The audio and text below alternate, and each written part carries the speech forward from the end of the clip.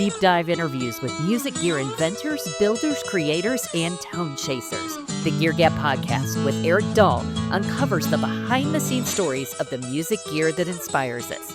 And now, here's your host, Eric Dahl. It is a pleasure to welcome a longtime friend of mine. I don't know how many years we've known each other now, Tim. The Vice President of S.I.T. Strings, Tim Pfouts. Thanks for joining us on the show, Tim. Yeah, thanks for having me on, Eric. We've known each other a very long time. Was the years, because then we're going to age us. I know. Well, but you don't age. That's the good thing. I have. But it's like back when we used to do the Rockin' Review TV show together, and we had mutual friends, and we first met. And it's like I always find it interesting. I always seek you out at the NAMM shows in Anaheim, Tim, because you're always excited about a new product coming out from S.I.T. And it's amazing to me how many people crowd that booth. So I got to pick my times, because usually, you'll have all these artists, you have all these people coming up.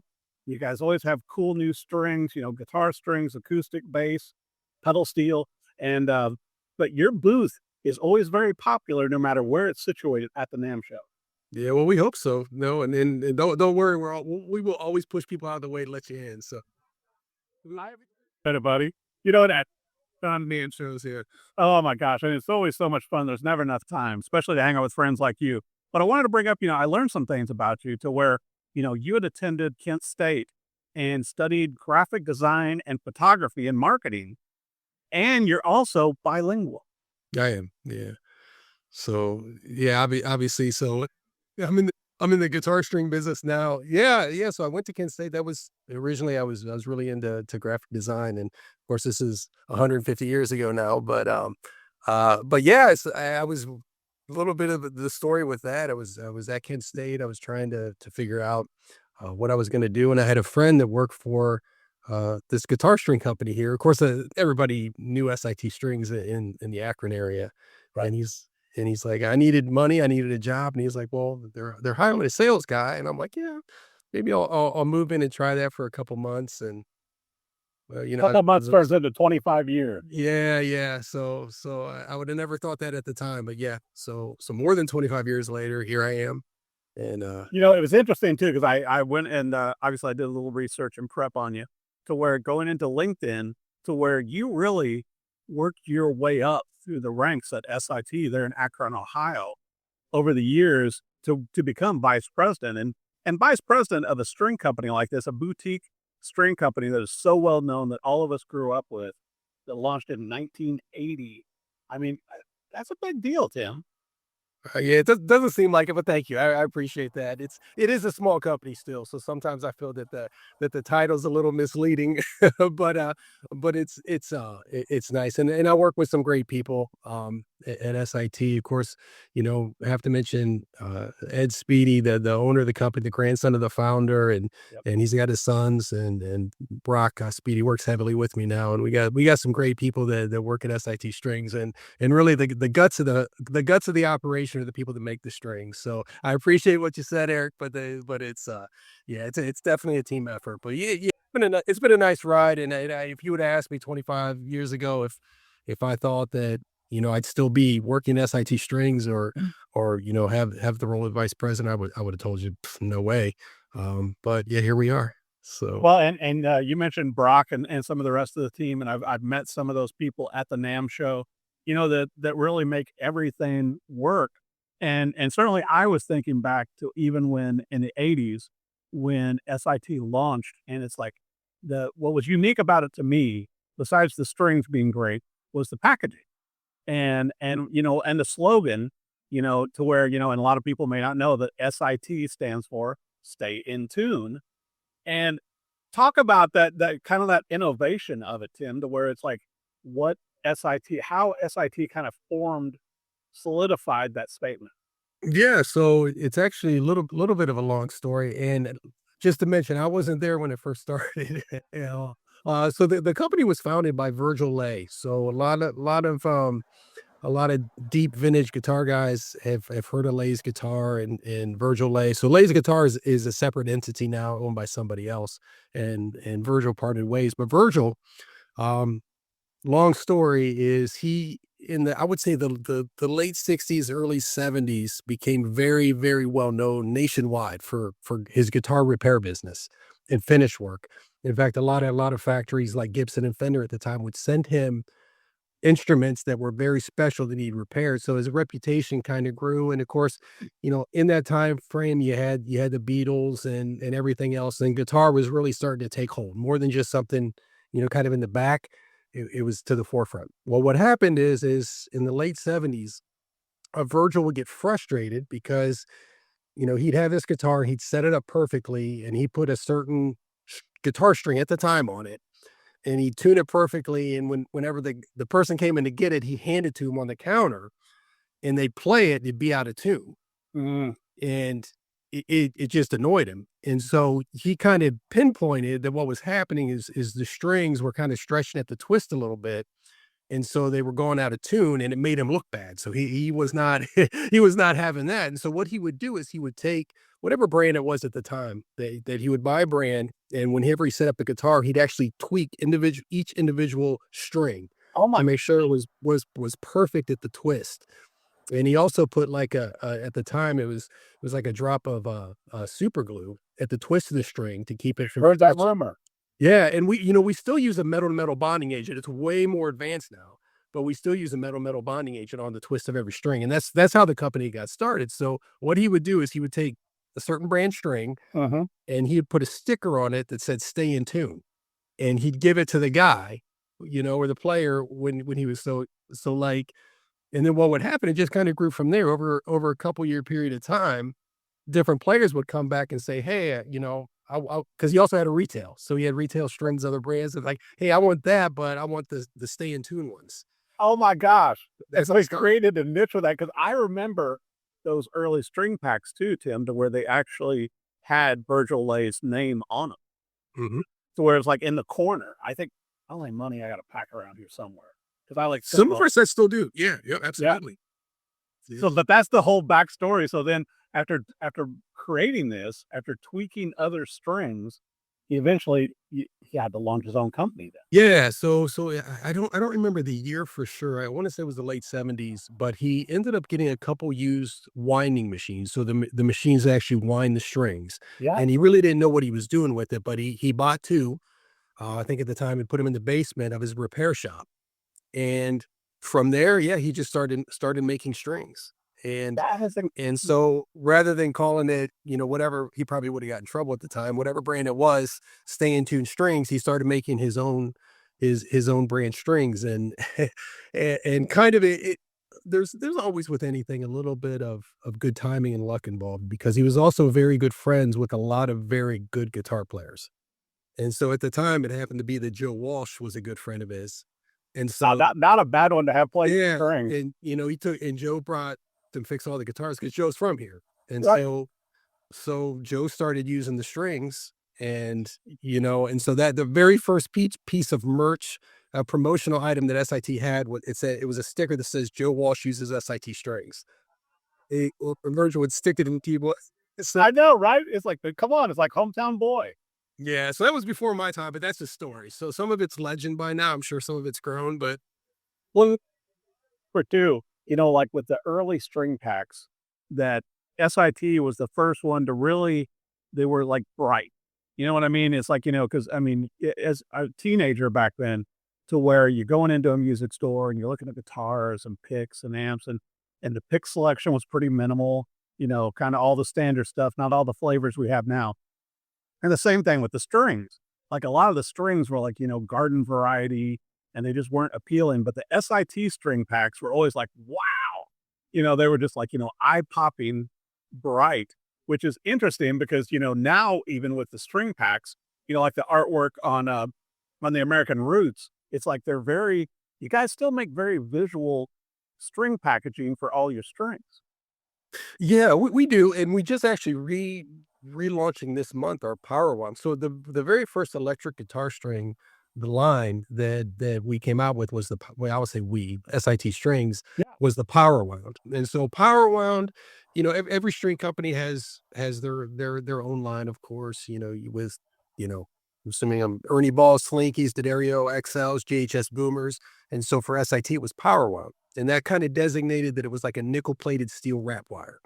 And so power wound was the first line. It's still our biggest selling string. Yeah. It's not the same string it was by any means 40 years ago, because we're always trying to improve it and doing things. But even now, we just actually, I think I have one here with our new packaging. Some good looking our power wounds. Yeah, it's bright. Not as bright as it used to be. But I remember the packaging you're talking about, because when I started at SIT Strings, it was either, I think it was neon pink for the 9s and like a neon bright yellow for the 10s. And I was the neon yellow. Okay, and I use 10s on everything, and I'm still using those power wound, on like a lot of my electric and everything, because I like the playability, I like the tone. Yeah. You haven't gone to lighter gauges. You've gotten older. Not yet. I'm holding out, Tim. No, I know, because I've got other buddies like going, well, I'm switching to 9s. I'm like, I'm not going down to 9s yet. But then again, you got Billy Gibbons that plays like 7 and 8s. Right. It still gets. Depends on what you're doing with it. Yeah, and I'm still, I mainly play blues. You know what I mean? Like I'm more, and I want to hear the string bend, but I want it to stay in tune. Mm-hmm. You probably wouldn't want to go any lighter than a 10 for that then. Yes, sir. Yeah, and that's been my comfort zone. But I want to talk about something that you brought up to me years ago. And I really want, one of these times when I come to Ohio, I want you to give me a tour through the factory, because you were telling me how SIT has been innovative in actually making the machines that make guitar strings, and kind of explain this to me. Yeah. So, this is probably around the time that I started. They were already working on this. And one of the challenges, especially for a small U.S. manufacturer, and that's evolved a lot over the years, is that you have these machines that make guitar strings, but they're moving at a very fast pace all day. And so when it would break down, it would be hard to find a part. So even though Virgil bought the first 2 machines, and maybe even a couple after that, I don't remember for sure, they would break, and you would know where to go to get the part. And so that kind of, out of necessity, like a lot of companies, we put a small machine shop in the back of the factory. And so this machine shop started designing and building parts. And of course, that kind of morphed into, okay, well, if we're going to replace this part, what can we do to make that part better? And okay, if we're going to make that part better, that's connected to this type of motor. What can we do to make this motor better? What's a better? Especially like this, like you were saying too, Tim, because I've seen videos and even on your website, to where the velocity that the machines are rotating to do the string winds and keep everything so tight and uniform, they're moving fast. Yeah, they are. It's a high use type of machine. And so with that being said, there is a lot of maintenance. And so that's why we have a lot of great people that kind of, that's all they do, is they maintain the machines. And we started designing and building our own. Honestly, I don't remember the exact year, but it's been probably decades now. Yeah. And just because it was, you have more control. And it's better when you're building a machine that makes the strings, because some people think that, okay, these guitar strings, everything's automated and there's 30,000 a day off of one machine and nobody touches it. But it's really not the case. If you look at any of our factory videos, each string is loaded into the machine by hand. It's started by hand. It's finished by hand, even to this day. So in that sense, there's a lot of touch points, and there's a lot of sets of eyes on every single string that comes off the machines. Well, and you've led me into this. Like, how many strings is SIT making a day, like on average? Oh, honestly, I don't have a exact number. I would tens of thousands, depending on what. And that's with all the different styles of strings too, right? Yeah, and there's so many different speeds. So if you're talking like bass strings, we do a lot of bass strings. Yeah, like a 125. Yeah, B string will have 3 different wraps. So it goes on the machine actually 3 different times. And then you have the other end of the spectrum. If you think about maybe a .024 or 24 gauge acoustic, like a G string. Yeah. It's a real thin wire. So that string actually runs a lot slower than like a larger string, like a 53 or a 54. And so what we have is what we call pods. And so we have very skilled people that make our strings, and they work on pods. So we have one person, for example, all they make is in the range of gauge, like say .018 to 24. Oh, okay. And then we have another pod, all they're making is anything from 30 to 38 or 40. And then we have a person, they have pods and all they make is the heavier strings. So if you buy a set of our strings, more than likely there's probably been anywhere between, depending on what kind of set it is, 3 to 5 different people that had a hand in manufacturing. That is so cool. I never would have known. So it's the same process with the classical strings, with the classics that you guys make? For the most part. Now the trebles are filaments, so we don't actually pull the filament here. But the wound strings, but it's the same process. Instead of a steel core, it's a nylon Uh-huh. core, and then a silver wrap wire is put over top of it. Now those do run slow, and there's a little more skill set involved. So the person that makes most of our classical, they have a lot of experience, Yeah. and they kind of know when they're setting up to make the classical. And I love those strings too, Tim, because like when I changed out, like on my classical guitars, it's like, it's a slow process. You got to do it right. You got to loop them at the end and everything. But man, when you get them set up, it feels so nice to have a new set of classics on a classical guitar. Nylon string is just, oh man, it's nice. Nice. It's a lot more fun than restringing a 12 string. Really? Yeah, 12 string. A lot of people hate the string classical guitars. I love it. To me, it's like therapy because I've got, I've probably got 4 or 5 classicals right now. I need one more, but I enjoy it. But also that's one of those things. Like when I was in college studying classical guitar, that was like one whole class was teaching you to appropriate. I didn't know you studied classical guitars. Yeah, I got a minor in classical and jazz. That's why I play the blues. But it's like that was one of the classes, Tim, to where you had to learn how to appropriately wrap the string. And then the teacher would come by and make sure that every guitar was strung right. And so now to this day, you can't unknow that. Yeah, I'm sure for him, the ball end classicals were a no-no. Oh, those are like sacrilege. Sacrilegious, yeah. Although I do use those on one of mine because I've got an old Framus from 1968 that looks like an oud. It's got that teardrop shape, and there's nowhere that it doesn't have the loop through, like a standard classical. Okay. And so I have to use the ball end. So I have to cut it off and then reattach the ball end inside the sound hole. Okay. There's no other way to do it on that one. Yeah. It's not a necessity. Yeah. Crazy design. But yeah, he was not a fan of those. But I am. Like when it's easier. But if it's a good classical, it deserves the wraps. You know what I mean? Yeah. My personal opinion is if you can, buy the traditional. Yeah. Because, the ball ends serve a purpose. But it's a lot of students, like it. And it's strange. We sell a lot of those ball and classicals internationally. And so, Really? yeah, I don't know, just maybe used in classrooms and they need a quick setup. And so They're quick and easy to install. But to me, a higher end classical guitar needs to have the 2 to 3 wraps at the bottom with the loop and feed through, and every other string has to hold the wrap against all the way down. there you go. That's a picture of mine. Just so you can see, and it's like, here's how I do every one. But I think also, when you're a guitar player too, and I'm sure you get this from a lot of your artists with S.I.T, and they can afford techs. But for me, I am my tech, and it's kind of therapeutic. When I get new strings in and I'm putting them on a guitar, it's like a whole refresh.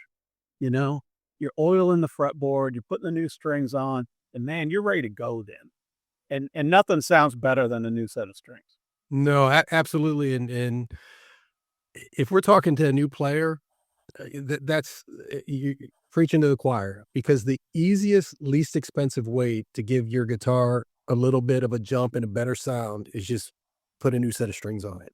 And, it is a little bit of work, but I think sometimes people lose sight of that. They keep the strings on and maybe they're broken in. And a lot of our players like broken in strings, but it's a gradual type of loss of brightness and tone. So you don't notice it right away. So when you have strings on, they've been on for maybe a little too long, and you don't really notice it until you put the new strings on.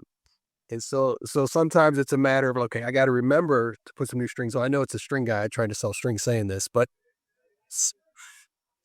the alarm, like, hey, it's been a while because the strings still look good. And I could always tell also, particularly when I was gigging a lot, when I was playing in Vegas and back in Missouri and stuff, Tim, to where it's like, if I could feel the fret ridges underneath the string, time to change them. yeah, it's time. Period. And so mine would usually, I mean, I get 2 to 3 gigs out of a pack. It was time to change them, but to me, like you were saying, I've told so many other players this before they change something on the guitar, before they change the pickups. I'm like, try some different strings. Try some, even if it's different brands, if it's different, maybe it's a heavier, maybe it's a lighter. I mean, I know some guitarists, I'm sure you do too, that, they play like 16s. Like Ranger Doug, plays 16s, and so does Reverend Peyton. Reverend Peyton and his big damn band. I mean, he plays 16s. Yeah. Yeah, and that's a good point. There's so much that can change just from changing your gauge a little bit. And as you know this, Eric, guitar players can be very traditional. And so, you say you play tens. I mean, we run into a lot of players, they play tens, that's all they played. And sometimes they're messing with it. I have a friend of mine who's, good player. And, he's always tweaking, trying to do something in his guitar, send it off to attack. But he's never really experimented with different gauges. And so he put something a little bit heavier on, and he's like, that made a really big difference. And you think it's simple, but habits. You get into habits and what's that limits? It's one of those breaking those keys on, and yeah. Because I mean, I run, you and I have talked about this before, certainly with my guitars and a lot of my friends, and you got, here in Nashville, you have so many artists that are in the studio and going out on tour all around the world. But it's like, I play around with gauges all the time, to where, some guitars, even electrics, play and sound better with nines. But, I use tens predominantly. And then on acoustics, I prefer 11s, where a lot of people prefer 12s and 13s on acoustics. But I like to be able to bend an acoustic still. Yeah. And it's harder to do with the 12 now. I think the sound, and you will agree, and most acoustic guitars that come out have 12s on them, but they're fuller. But man, it's hard to bend those. Mm-hmm. Yeah, it's really depending on what you're wanting to do with it. And we get that question a lot, customer service, like what gauge should I use on my guitar? And it sounds sometimes when we respond to those questions, it sounds like we're being so generic, or we don't want to answer the question. But there's so many variables, how's the acoustic set up? What kind of acoustic is it? What sound do you like? Do you like to really bend the strings? Yeah. Yeah. So how long you been playing? So some guys, they're new players, they love 13s because they're so 13 to 56 or even heavier because they sound so full. Oh my gosh. But at the same time, we have other guys who've been playing for 30 years that are pros that love 10 to 48 in acoustic because they feel better to them. And to them, there's not enough of a trade-off for the fullness and the richness of the sound to go heavier. So, well, and when I'm setting up a guitar for a young person, I will usually, on acoustic, Tim, I will usually do tens. And if it's a young person, starting out on guitar on electric, I will usually do nines. Because I feel like both of those, that way, as they're building their calluses and they're playing, it eases them in, and then they can always upgrade, to heavier strings. But I want to talk about also, we were talking about acoustics, and some of the ones that I love that S.I.T does are the Royal Bronze. Yeah, let's talk about these strings. Yeah, so the Royal Bronze is actually something unique that we do, and this goes back to the Virgil days before Virgil retired, and he started experimenting with this. We call it fusion wound. But what fusion wound is just kind of our terminology. What we do is, and Eric, you know this, if you've seen a guitar string made, there's a wrap wire that goes over top of a core. Right. And what we do is we have a machine and a process that actually runs electricity through that core that heats it up just enough that it fuses a phosphor bronze wire to the core a little bit, and it just gives it a little bit different of a sound. It's not earth, it's not world changing, but it's just a little bit of a different of a sound that it's a little bit unique. And you'll even notice with the Royal Bronze, sometimes even the color of the string is a little bit different because you got that heat added to it. And I can tell it. It took us a while to dial that in, and we still have to be careful because with any metal, if you put too much heat or too little, it can really change the structure of the metal, and so it can kill it or make it weird. And so, but it seems like the strings, like when I'm changing using the Royal Bronze, it's almost like they're like merged with the core. That's the point. Yeah, that's why where they came up with the name fusion winding. It's fusing that wrap wire what it's really doing is fusing the plating of the wrap wire to the core, to the plating of the core. And so it just kind of brings them together. And so we took that process a number of years back and applied it to bass strings. So we have our fusion wound bass strings, and this process that we use really only works good with phosphor wire. So on the fusion wound bass strings, like we talked about, like a 125 bass string, Yeah. it has 3 wraps. So the first wrap on a 125 is actually phosphor bronze. And then we use that process. It kind of fuses the 2 wraps together. We let it cool, and then it goes back and we finish with the second wrap and the third wrap on it. And so we didn't want to call those the royal bronze bass strings. It didn't make sense. So we No, called it the fusion sounds better. It sounds more yeah, so futuristic.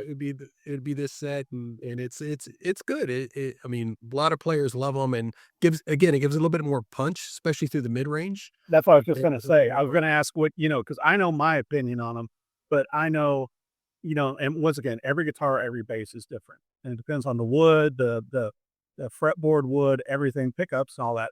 But to me, they're a little punchier in the mid. So if you've got particularly an acoustic guitar that is a little dull, then I think it brightens it up nice. Mhm. And Never had too much of a great, I hope so. great Yeah. singer-songwriter string, All right. because it Glad really, to hear that. We appreciate that. well, I mean, Yeah. truth is easy. Because to me, it's like it doesn't conflict with the vocal range, doesn't compete with it. And I think the same thing with the bass strings, because when I tried out a set of the Fusion bass strings to where, particularly if you're looking for a little more higher frequency with the bass, and you're doing a little more also like the thumping and popping and everything like that, I think the Fusions work well for that. What do you think? Yeah, no, absolutely. That was just like you mentioned, that was the purpose in designing them. And those mid-range strings. Now you do notice it a little bit. Well, I will say with the fusion wound, a 45 gauge on a fusion wound is going to feel and play the same as a 45 on our power wound, which is our standard nickel string, because it doesn't have that first under wrap. Yeah. So, truth in advertising. So once you get into compound wrap strings, that's when you get that under wrap. And so that's why a lot of players really notice it in that mid range and on the lower end too. But especially in that mid range, it's real punchy. We have a few of our artists, and you made a good point, Eric, where you said it depends on the bass. So some of our endorsed bass artists, they might use our fusion wound on one bass, our power wound standard nickel on another, Yeah. and then our foundations on a different bass. It depends on, kind of make sure that they talk together like they should. But yeah, you hit it right on the dot is the purpose of those strings and the design of them. Well, and I think right now I'm using the Fusion on my Music Man bass, but it's also an active bass, and it's one that I was using a lot more at church and everything. Gotcha. And so for that one, it's like you needed to kind of cut through it. Yeah. Yeah. And what we try to do, like, for example, if we're trying to get a new bass artist to come on board with us, we'll send a smattering of everything that we make. We make a lot of different bass strings. One of our bigger artists right now, originally from Mohini Day, what I mean? Yeah, she's great, great, great. Amazing. Yeah, great bass player. LA based now. But the same thing, when she first tried the strings, we gave her everything. And even since then, we've come out with new strings. And she's always like, no, and she's very specific on what she likes on her bass. And so You're so she likes the fusion wound. And we sent her some when we came out with the foundations. She liked them, but no, I like the fusion wounds. Hey, try this. What do you think? No, I like the fusion wounds. And so she's dialed in with that. She has her own signature set now. They're fusion wound, and so it's cool. And Well, now explain it too, though, Tim, like with the foundation, because I've used those before too. What's the difference between them and the Fusions with the bass? so the fusion wound have that process. So the foundations don't. The foundations are a with lack for a better term, a lower tension bass string. And what we mean by that is not necessarily mathematically, but what we did is we designed a type of core wire that we can use that's thinner, but that can still hold the same tension. And it makes the string, it just gives different, it gives a little bit brighter, more of a piano-y type of sound. And so the foundations, that was our goal with that, is try to, like, okay, especially at the time it was amongst, R&B, gospel, Oh yeah, different type, our lines of strings that we had, some of them they like, but they're like, hey, what about this? What about that? And so we did a lot of R&D on that set and trying to figure out, and eventually where we ended up with is a very flexible string. It's got a smaller core than most bass strings, and so it just feels and sounds a little bit different. It's a little more touch friendly and you know, more piano sounding. And a lot I of just want to say that. gospel So players were the looking touch, for that. Yeah. the touch very different on the foundations. Yeah. Yeah. And so we do that in both stainless steel and nickel, depending on what you're looking for. And so I like the that's nickel just because it's warmer. I think to my ear, the stainless steel is brighter. it is. Yeah, the difference. The stainless steel lasts longer. Yeah. Yeah, you like see read it out of our catalog. And sometimes, Eric, with when it comes to difference in bass strings, metal, the type of metal has a lot to do with it. Okay. So, you don't, when you're looking for whether it's our brand or another brand, don't underestimate, what the metal is. Right. I pay a lot of attention to that, because I mean, I bought thousands of packs of guitar strings over the years. And it's like, but and when you're laying down your money for whatever instrument you're putting them on, whether, guitar, ukulele, banjo, pedal steel, bass, or whatever, 12 string, it's like going, you're making an investment and you want to make the best choice. And so I always look at the metals. I want to know what metals are being used, what process is being used, and what the manufacturer, Tim, suggests tone-wise. Yep.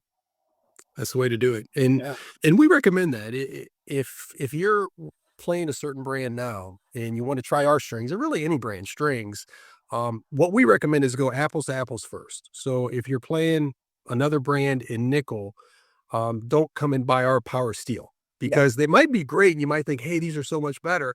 But probably what you're hearing first is a difference in the metal and how that reacts with the pickup and how that sounds on your fretboard. And there's so many different variables where the reverse can happen. Maybe someone's playing another brand in nickel and they try our stainless and like, oh, these are too bright and they kind of feel rough. I don't like you guys at all. So we're like, well, I think that's a great suggestion, because whenever, and I've done that before, to where like I've, bought like multiple brands, and just tried them all out, but you need to try them in the same metal, because like you were saying with like the stainless, particularly on guitar and stuff too, to where it's going to give you a brighter sound. Yeah. Yeah. And I want you to talk about too, because I remember when I covered these to the magazines when they first launched him with the American Roots. And when I first pulled them out of the package, I thought there's something wrong here, because they did not look like what I expected a typical acoustic string to look like. I'm like going, what did Tim send me? I mean, what happened on the line? There was a packaging error. Yeah, because they look like electric strings. Yeah, right. And I'm like going, silver color. This can't be right. I want to explain this better. Yeah, so we were looking. We knew we needed to. This is a few years back, looking to do something a little bit different with acoustics, and we're 100% American made string, and we use 100% American wire too. And so we have very good relationships with these big wire companies that draw wire. They have nothing to do with strings, but they draw wire. And we were talking to a couple of them, one specifically, and we're just, talking about the old days, and they were talking about different formulas for guitar strings in the past. And of course I knew what Monel wire was. But it was interesting, the different dynamics of the different type of wire. And so what we worked with them to get this type of wire that was as close as possible for some of the original guitar strings, which were Monel strings. Because the wire has, you don't have a 3-hour podcast to talk about the different types of wire through the years, but the wire has changed, and there's been reasons, both from a cost standpoint and also from just an availability standpoint and a sound standpoint. And so a Monel wire traditionally is a very warm sound. It's not real bright. And so, in the 70s and 80s, when everybody was looking for just bright, everybody kind of forgot about that. And we thought it would be kind of cool. Like, let's bring that back into an acoustic, but instead of a round core, which a lot of Monel strings are on round cores, is put it on a more of a modern hex core, because we prefer to use hex core, hexagonal shaped core wire. Yeah. And so we did some experimenting, came out with the string, and we sent some R&Ds out, samples, and players seemed to love them. If they could get past the fact that they weren't bronze colored, then they loved it, because it's a very vintage sound. And there's a lot of players that are looking for vintage sound, and kind of what they don't make the connection is vintage a lot of times really translates to a little bit less brightness and a little bit more warmth, because that's what it was back then. In the 50s and 60s, that's what you had. You didn't have stainless steel strings and nickel plated steel 8%, and you had a kind of a warm tone. So if you're looking for that, we kind of brought that back in kind of an acoustic form. And it's done well. It's a little bit of a niche market. We have to explain to customers and educate them, like, look, if you're going to put this, if you're taking a set of 80/20 uh, bronze strings off your guitar and you put these on, they're not going to sound as bright, but that's on purpose. So I'm sure you what though, it's like You're okay with it. when and I think you sent some to me, before you released them, and I put them on some guitars, and then when people would come by the house, I would have to explain why I had non-bronze strings on my guitars. And then I would have to tell the whole story, which was fun. But to me, they really they sound like strings that are broken in already, Tim. Mhm. It's like Jeff King one time said, the songwriters in Nashville sometimes, always have dead strings because they can't afford new ones. And so that's, it has that warmer sound, but yet you still have the flexibility with the strings. I have them on several of my guitars that I think sound better, warmer. Good. That everybody should where traditional strings, like with the Royal Bronze, make certain guitars too bright. Mhm. And I just like it. I think, especially for songwriting, and I think if you have other instruments in the band, that with the American root strings, it gives you a different sound, so you're not competing with the other guitar players. Yep. Yeah. No, that's target audience. That's what we wanted. And there's a lot of yeah, it's I hate to use the word niche product, but it is. I mean, let's just be honest, because it's not a mainstream acoustic string, because you're really, everyday casual player, maybe they're not going to appreciate that sound. Um, so that's why the education part is so important. And so we and you hit the nail on the head. That's exactly how they were designed. A little bit more muted, but a lot of warmth, really warm sounding strings, and they feel good too. And they just happens to be uh, kind of a side benefit is that a Monel wire is very corrosion resistant, and so they last a long time too. Oh, they hold up well, but to me, if a guitarist, has multiple acoustics, I think they should probably restring one guitar with these. Yep. And then because it's just a total different sound, it's a total different feel, Tim. And to me, they work well with vintage looking or vintage guitars because of the way the metal is, the way the strings look. It just kind of maintains that vibe. Yep. And that goes back to earlier conversation. Pick strings according to the instrument.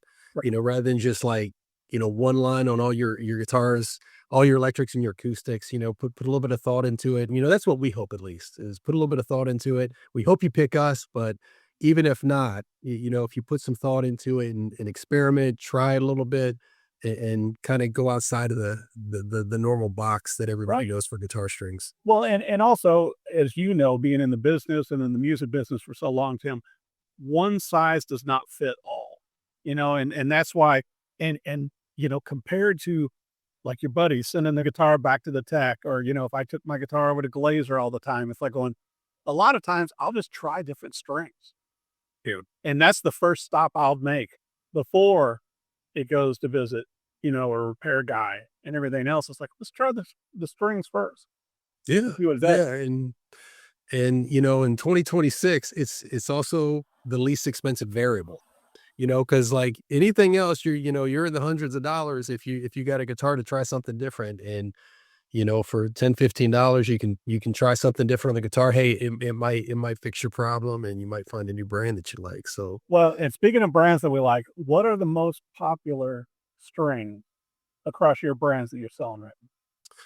so our most popular, like I mentioned earlier, is our power wound, nickel plated steel. By far, if for electric guitar strings, it's just the most common, and that's an 8% nickel plated cover wrap over a hexagonal, high tempered, hard tempered hex core. Yeah. And so that's by far our most popular. We have the widest variety of gauges, everything from a 8 to 38 up to up to 7-string, 8-string, 9-string, very heavy 13 to 56, 14 to 68. And so, yeah, that's our most popular. In acoustic, it, it's a little more even. Um, but also in electric, I will say that probably our number two is our Power Groove Pure Nickel.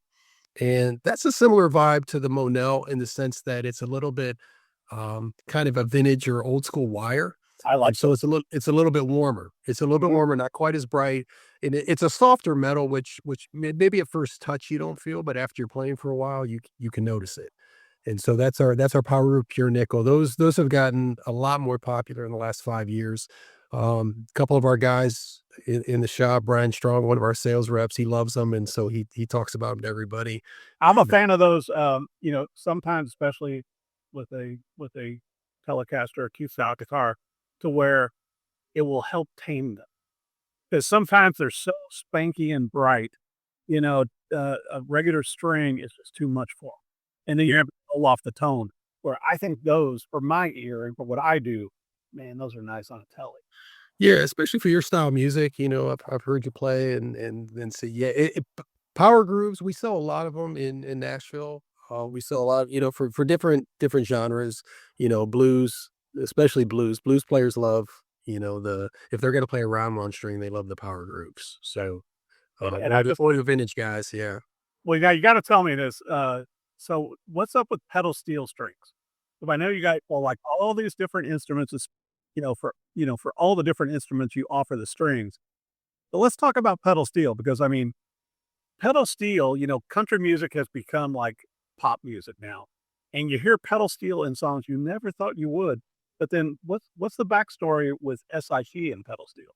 So yeah, the Virgil Lay, the founder, I mean, if you want to say that was kind of the language of his heart, Mm. he was a steel player at heart, and Virgil was a musician, and he was a guitar player, and he loved the business of fixing electric guitars. But if his house was on fire and he had to pick one instrument, it would have been his pedal steel, and but because of that, it's kind of that's where, he always, he developed friendships with Buddy Emmons, a lot of the big steel players back in the day.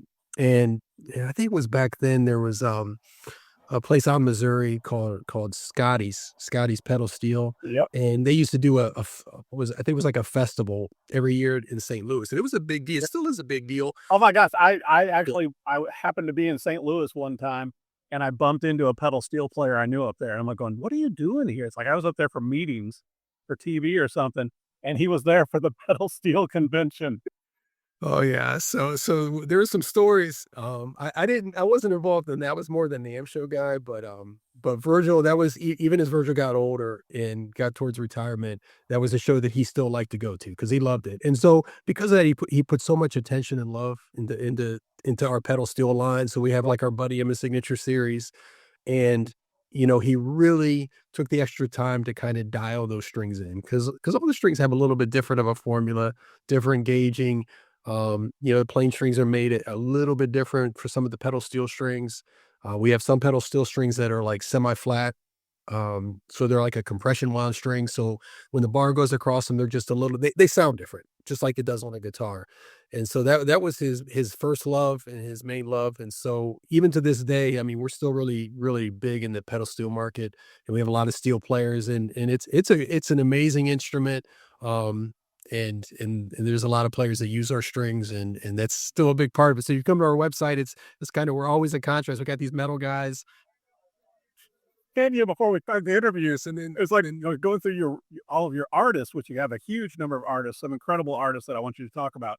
But I'm like going, you got pedal steel strings on one side, and then you got a lot of black leather rock and roll people, men and women on the other side. It's like going, okay, we haven't quite figured it out here either yet, so we're still working on it. Well, but I want you to talk about this because, and you and I have talked over the years with some of the signature models and with some of the artists, but a lot of top, musicians around the world are playing SIT strings. I mean, how did all this come to be? How did you get the roster that you have right now? Uh, Yeah, Again, I'll go back to good people. Hoogie is our artist relations manager. He's done a lot for us over the years. Um, and so can't underestimate what he's done. Another side of that, a lot of people, and I know Eric, you and I in the past have talked, they sometimes if they only know us from the last 5 years, they think, oh, well, SIT is like a metal string because we have a lot of like hard rock and metal artists. But what happens is if you get, one or two artists that really love the company, love the people, love the brand, they kind of turn into your artist relations managers, and they tell their friends, and if they're high profile, their friends are high profile, and so all of a sudden you get these different metal bands that are playing, and we've also had some good distributors over the years, and so like as far as in the metal, we have Willie Adler from Lamb of God. We have Paul and Richard from Ramstein in Germany, and then but a lot of hard rock too. So the guys from Shinedown, Zach and Eric, so they use our strings, and then of course a local one of my favorites, Dan Arbach from the Black. Yes, I found that. I mean, and Dan is so good. I mean, but it's like so many artists, but and all joking aside, though, it's like they wouldn't keep using the strings if they didn't stand up, to the touring and to the studio work, and if they didn't stay in tune. Yeah. Because I know a lot of people, that, and I'm sure you've heard this too, to where, and they will get an instrument that comes with a stock string, and they're like going, I hate these strings. And the first thing they do, they get, and I do the same thing. I'll come home, cut off the strings, put on the new ones. It's like, because I mean, because the sound in your head, and in your ear that you're wanting to achieve. And I think the strings play a big role in that for whatever instrument. Yeah, yeah, and they do, and to be honest, Eric, this, the business that I've chosen, it's a very competitive space. There are a lot of brands out there, and everybody knows that. And so, but there's a lot of good people that work at those companies too, and so we're all kind of jockeying, but we're one of the smaller companies. We're a little bit more of a boutique company. Well, one thing I will say, there's two things that I think make SIT string special. One is the product. It's American made. It's made by us. And number two is the people that make the product. And like you mentioned, even our artists. I mean, for a small company, a little boutique company, we have a lot of big name artists that we do not pay. They use our product because they like it. And just like Dan Arbach. I mean, Dan's from Akron. So way back in the day, back when I had hair, Dan used to come in and buy strings from the shop. That is so cool. And then, their first album really hit, they got signed, and, now they're big, but he still uses the strings. He could use anything, but he uses them because he likes them. And yeah. And well, then I think it's also, like you said, that Tim, it's buying into the company and the people that are behind the strings just as much. And I was just thinking about it. I mean, you guys aren't far away from 50 years as a string company. I mean, that's coming up on you. Yeah, and really for not just a string company, for any company to stick around for 50 years. Oh. And I'm glad you mentioned that because a lot of people when you see, it's our 45th anniversary or 40th, it doesn't, for a lot of the kids, it doesn't mean anything. But when just the economics, you think about with the pandemic and the 2000s, the 90s, just all the changes that have happened, and that we're still here, we're still going strong. And I think that's a testament to our people and our product. And so hopefully, there's another 50. Yeah. I think, it's so funny at that last NAMM show we were at, and Koji Barash came running up and goes, I need a pack of strings. And you had to give him a pack of strings right then, so he could go restring his guitar to go play a show somewhere at the NAMM there. Yeah. Yeah. Remember that? Yeah. Oh yeah. Oh yeah. Yeah. But I think a lot of it though, is it's just like with me. When you find strings and picks and whatever, the tools of the trade, I think you want to share good products. And I think, like you said, with the artists, they want to share it, because they like them, they use them, because SIT is so well known for the bass strings. Mm. I mean, you guys got to sell a ton of bass strings. Yeah, and we didn't really mean to, so it kind of happened by accident. Yeah, I mean, we've always made a great bass string, but then like another example, Jack Bruce, the late Jack Bruce. I mean, Jack was one of our first bass guys. Now I didn't get him, but he actually, how the story goes, he called us up and he got a hold of a set of our strings, liked them. And so when I first started SIT, I actually started dealing with Jack. This is, you know, That had to be surreal. I mean, really, because I mean, you're dealing with Jack. yeah, and he's to this day I say he was one of the kindest, nicest people, easiest artist we probably ever dealt with. He came by a couple of different NAMM shows before his death. He came by with his daughter and just to say hello and to tell us thank you. For it. I mean, just a great guy. And so we that's why he's still up on the site because we loved him so much. And That means so much, but also you but talk about an iconic musician and tone, and that he selected SIT strings to put on his bass. That's a big statement. yeah, I think so too. So, If artists like that, they can play whatever they want. It's like I can't remember which artist I was interviewing one time, Tim, for TV, and I said, "Yeah, are you endorsed?" He's like, "No." He said, "No, I got the FU money. I can just play whatever I want, and they'll probably give it to me anyway." I'm like, "Oh, that's good money." yeah. No, I don't have that. I have to buy and pay for my stuff. Yeah, I buy and pay for everything too, so it's okay. But you bring up a good point that strings are it's my work and you love it. There's a lot of artists that it's just kind of a side thought. They don't think about it much. We always try to do what we can to get people to think about it more. Yeah. But yeah, there's some artists that they play what they want, and I mean there's other artists, not to name names that I know play our strings, but they don't endorse our strings because they buy them. Right. Every now and then I'll get a call from a music store and say, "Yeah, you never believe who came in and buys your strings." I'm like, "Oh, really?"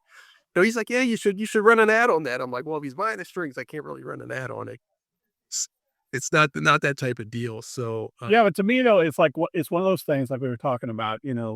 It is with the whole of the instrument, and when you're playing music, the strings matter so much. And for me, like I was telling you, it's like we moving into a new house and all that, and I've got to restring a bunch of guitars and set them up. But it's like going, it makes me happy, to set them up and get them playing to their optimal, and with new fresh strings, it's just man, it's just such a great sound and a great feel. And it's like I don't know, and they're shiny and new, and even when we're talking about like the American root strings, to where man, there's some guitars they just look right.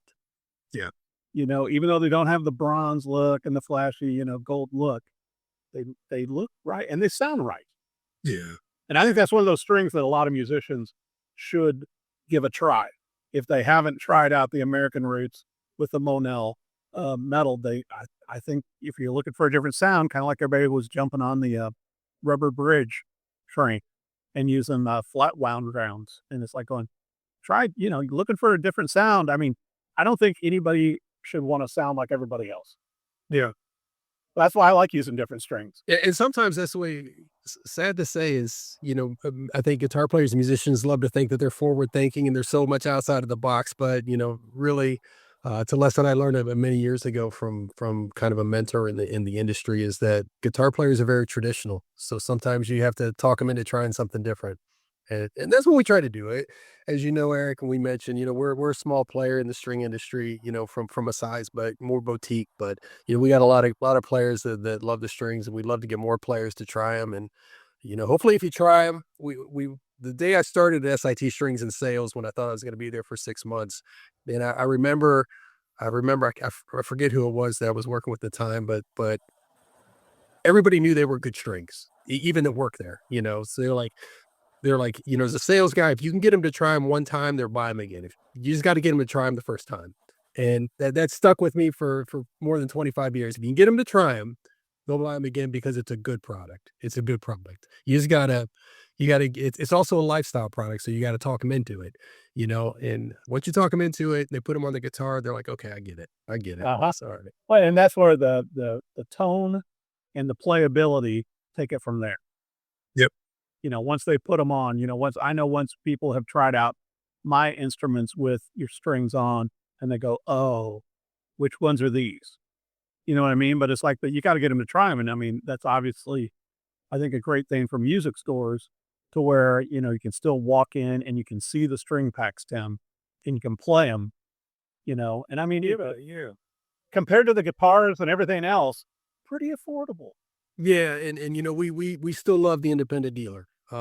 We're available, of course, on Amazon too, and you can find our products there. But you and I cut our teeth on the independent music stores, and there's a lot of them. There's thousands of them still out there. So we always want people to support them, and even the big stores too. Support everybody. But if you don't see our strings in there, sometimes you assume there's a reason, but sometimes it's not asked for. Tell our guy behind the counter, hey, you know stay in tune strings, and not just from the 80s and 90s, they're from now too. And Well, and I never go into a brick and mortar store and don't buy something. And whether that is some packs of strings, some guitar picks, a strap, whatever, because we grew up with brick and mortar stores, and I want those to be around.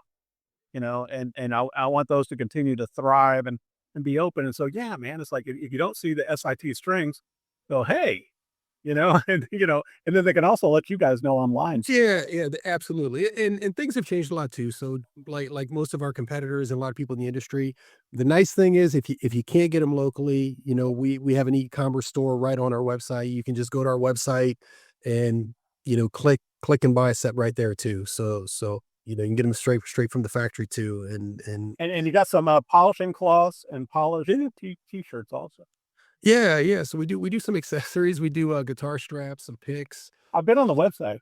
Yeah, you've been yeah, the guitar polish, we've had that for a while too. That was a Virgil Lay invention. He came up with that formula for the guitar polish, and we tried to change it over the years, but then we get threatened by a few dealers, and they're not too big on that. So It's like you can't change the sauce. no, no, no. So Oh my gosh. Well, I want to make mention real quick too.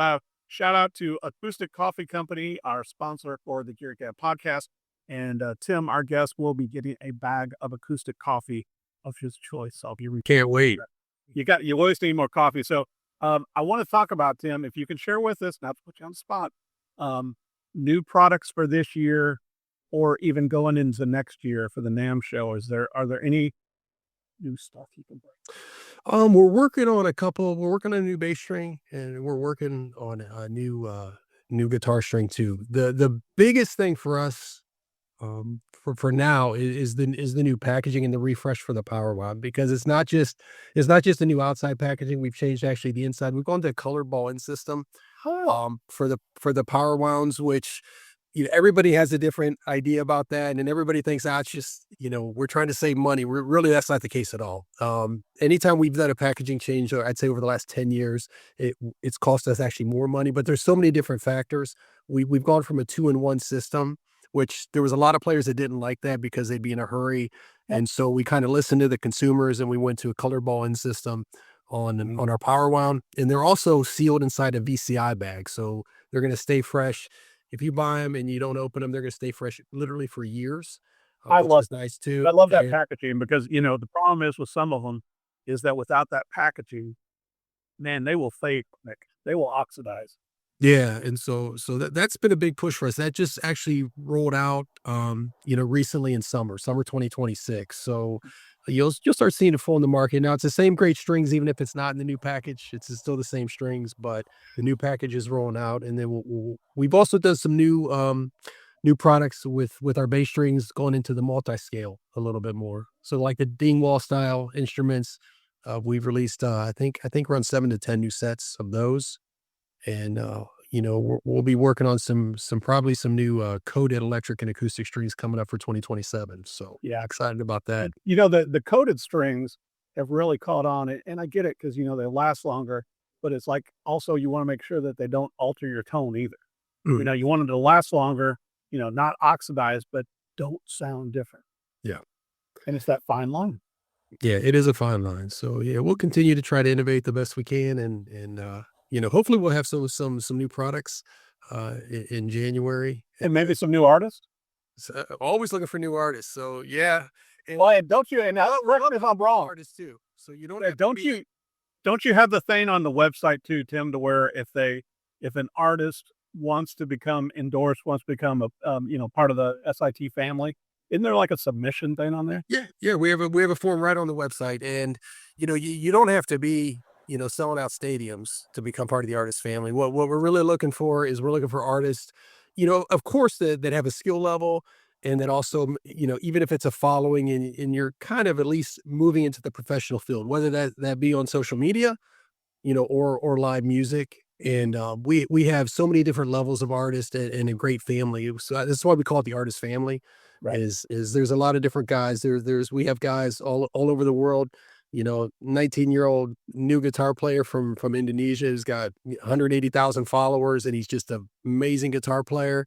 And we have guys selling out stadiums, and so and everything in between. So if you're interested in that, hop on our website, go to the Become an Artist, and we're always looking for people. And even if you use our strings, hashtag us and mention us, collab with us. If I was going to mention too, to where your social media, with Brock and the guys, Tim, have done such a great job with the social media for S.I.T strings in the past few years. Or to me, once again, being a player, it's always fun because I'm always looking at guitars and basses anyway.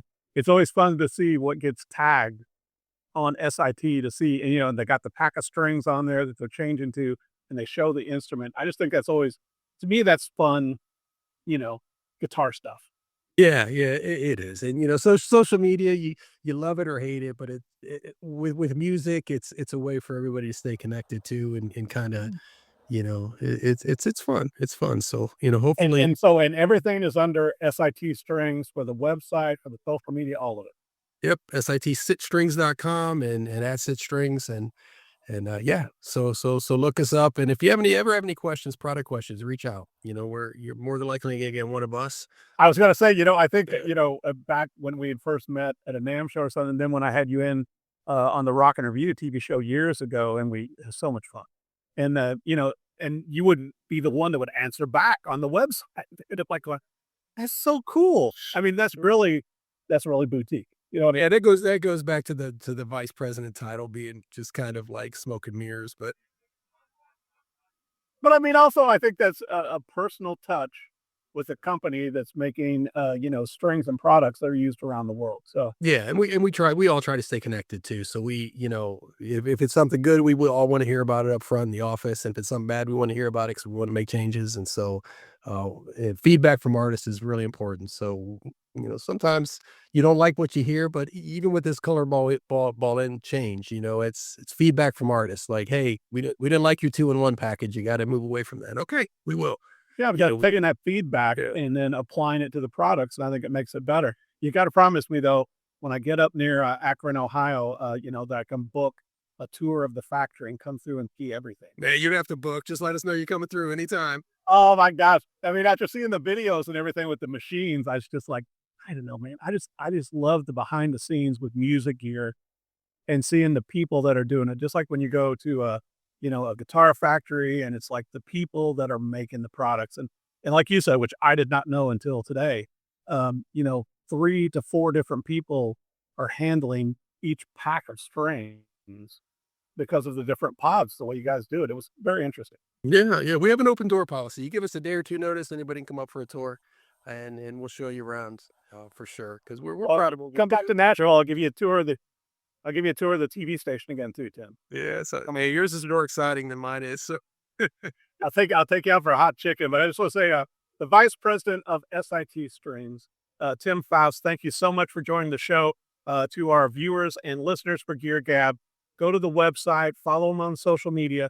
But also, if you're looking for an interesting way to make your instrument sound different, whatever that instrument may be, electric, acoustic, bass, pedal steel, you name it, you don't have to play metal or hard rock to try out some S.I.T stay in tune strings. And Tim, once again, thanks for coming on the show. Yeah, thanks, Eric. We love your podcast. Keep up the good work. Thanks for joining the Gear Gab Podcast with Eric Dahl. Subscribe to our weekly conversations on your favorite platform. And if you like what you hear, don't forget to leave us a review. Follow us on social media at Gear Gab Podcast. You'll never know who our next guest will be.